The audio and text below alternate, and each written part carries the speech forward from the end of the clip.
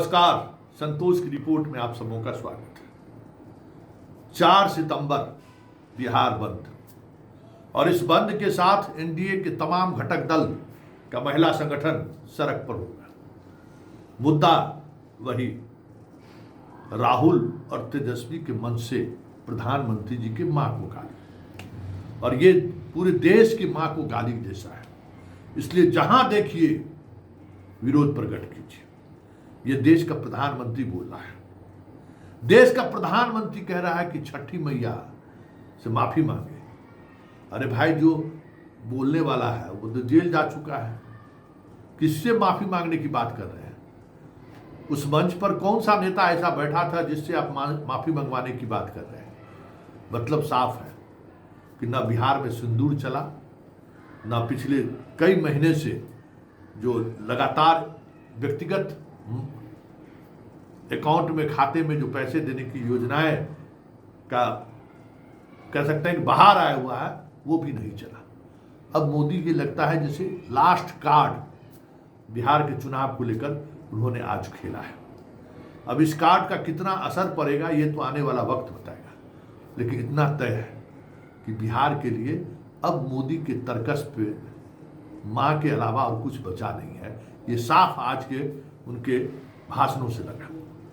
जीविका दीदी का मसला, जिस तरीके से 105 करोड़ रुपए सभी जीविका दीदी के अकाउंट में भेजा गया है, मतलब जो समूह है उसके अकाउंट में, उस मौके पर जो कह सकते हैं कि महिलाओं को संबोधित करते हुए जो बातें कही गई, वो संकेत तो यही है ना कि मां के सहारे वो चुनाव लड़ना चाहते हैं। सीता मैया भी आ गई, छठी मैया भी आ गई।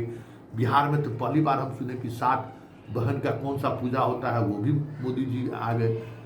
स्थानीय भाषाओं में भी कुछ बोलकर वो चीज़ों को वो आगे बढ़ाने की कोशिश की। मतलब अब चुनाव उसी पर होगा। हालांकि पिछले 72 घंटे से अधिक समय से, जब से ये गाली वाली बात सामने आई, अमित शाह से लेके बिहार के तमाम बीजेपी के बड़े नेता इस मुद्दे को बनाने की कोशिश की कि ये मुद्दा बढ़े, गांव-गांव तक पहुंचे। लेकिन ये मुद्दा जब जब इसको आगे बढ़ाने की कोशिश हुई, फुस हो गया। अब मोदी खुद मैदान में उतर गए, क्योंकि अमित शाह के बयान के बावजूद भी सड़क पर बीजेपी के कार्यकर्ता उतरे, लेकिन वो उत्साह नहीं दिखा। बीजेपी के बड़े बड़े नेता गांधी मैदान में धरना प्रदर्शन किए, लेकिन वो उत्साह नहीं दिखा। वो टेम्परामेंट नहीं दिख रहा है जो टेम्परामेंट बीजेपी के आह्वान के बाद देखने को मिलता है। तो 4 तारीख को देखना दिलचस्प होगा कि बिहार बंद का क्या असर होता है। हालांकि पूरी मीडिया इस एजेंडे को बहुत ही प्लान तरीके से रखने की कोशिश किया है, ये तो साफ दिख रहा है। और वो एजेंडा जिस तरीके से परोसा गया है, माहौल तो मीडिया बना ही रही थी, आज मोदी ने उस माहौल को हवा दे दिया है। लेकिन बड़ी बात यह है कि बिहार की जनता ने या नीतीश के वोटर वो नहीं भूले हैं जब उन्होंने नीतीश के डीएनए पर सवाल खड़ा किया था। चलिए वो भी समय याद करेंगे। और आज जो मोदी कह रहे थे, बिहार के लोगों से जो आह्वान कर रहे हैं, हालांकि डीएनए वाले मसले पर बुरी तरह से बीजेपी को पराजय का सामना करना पड़ा था। 53 सभा, उतनी भी सीट नहीं जीत पाई थी बीजेपी, इस तरीके से हारा था। अब देखना यह है कि माँ के सहारे जो बिहार साधने की कोशिश कर रही है, राजनीति है। गाली की जो सियासत है वो सियासत है, माफी मांगने वाली बात सबके सामने है। जब सियासत इस हद तक यहाँ पहुँच गई है तो मोदी से भी सवाल होगा ना। जर्सी गाय, 56 लाख की गर्लफ्रेंड, सब लोगों को याद है जेहन में। महिलाओं का सम्मान आज देखते बन रहा था मोदी को। पहले जरा सुन लीजिए, नीतीश के डीएनए पर सवाल खड़े करने वाला आर्काइव में वीडियो अभी भी मौजूद है। तो क्या ये बयान पर माफी मांगेंगे मोदी? पहले जरा नीतीश कुमार के डीएनए वाले सवाल पर सुन लीजिए। राम मांझी पर जुल्म हुआ तो मैं बेचैन हो गया। मुझे लगा अरे मोदी का क्या क्लास है, उसकी तो थाली खींच ली, एक चाय वाले के बेटे की थाली खींच ले, गरीब के बेटे की थाली खींच ले, लेकिन एक महादलित की तो सारी की सारी पूंजी, सारा पुण्य खींच करके ले लिया। भाइयों बहनों, तब मुझे लगा कि शायद है डीएनए में ही कोई गड़बड़ है। सुन लिए। अब जरा अपनी मां के को गाली देने को लेकर जो भूमिका उन्होंने आज 36 मिनट के भाषण में बांधा है, उसका भी एक वानगी आप सुन लीजिए। बड़ा सुनना जरूरी है, क्योंकि बहुत ही तरीके से अपनी मां तक बात बोले गए, बहुत तरीके से। और देखने वाली बात यह रही कि महिला के उस इमोशन को लगातार वो मां को लेकर जो इमोशन होता है ना, उसको छूने की कोशिश किया कि भाई किसी तरीके से हम वो सेंटिमेंट महिलाओं में उभार सकें।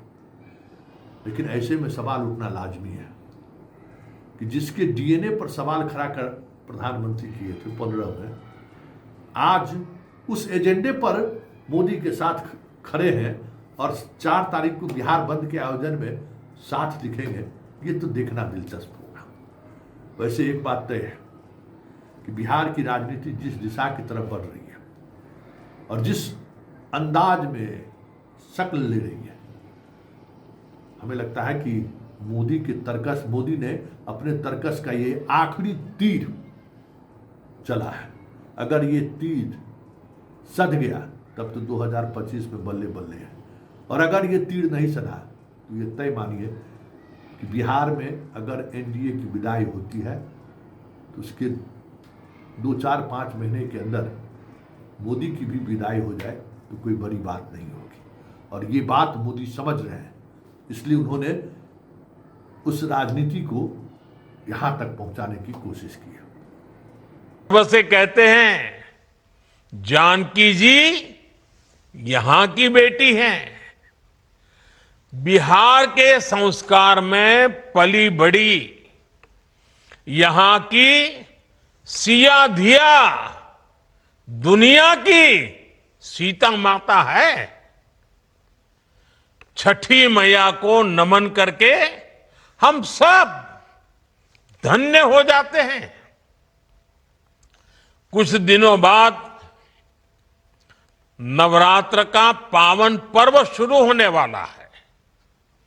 पूरे देश में नव दुर्गा की पूजा होगी, मां के 9 रूपों की। लेकिन बिहार और पूर्विया इलाके में नव दुर्गा के साथ सतबहिनी पूजा की परंपरा भी पीढ़ियों से है। मां के रूप में 7 बहनों की पूजा की परंपरा, मां के प्रति श्रद्धा और विश्वास, ये बिहार की पहचान है। मां के लिए ही कहा गया है, अपने सुखल पाकल खाके रख ली सबके भरम बचा के, उनकर रोवा जे दुखाई त भलाई ना होई, केहू कतनो दुलारी बाकी माई ना होई। साथियों, हमारी सरकार के लिए मां की गरिमा, उसका सम्मान, उसका स्वाभिमान बहुत बड़ी प्राथमिकता है। मां ही तो हमारा संसार होती है, मां ही हमारा स्वाभिमान होती है। इस समृद्ध परंपरा वाले बिहार में कुछ दिन पहले जो हुआ, उसकी मैंने कभी कल्पना तक नहीं की थी। किसी बिहार के मेरे भाई बहन ने कल्पना नहीं की होगी, हिंदुस्तान के किसी व्यक्ति ने कल्पना नहीं की होगी। बिहार में आरजेडी कांग्रेस के मंच से मेरी मां को गालियां दी गई।